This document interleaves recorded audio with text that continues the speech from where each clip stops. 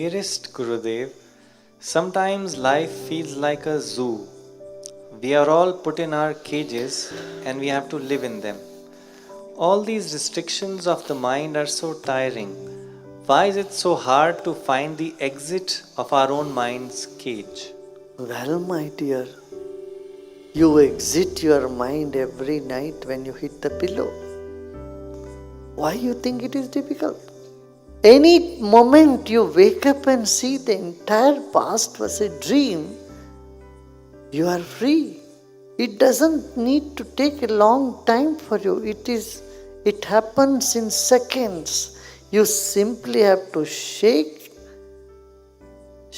your head and wake up and see all that happened till this moment is all a dream. It's finished, gone.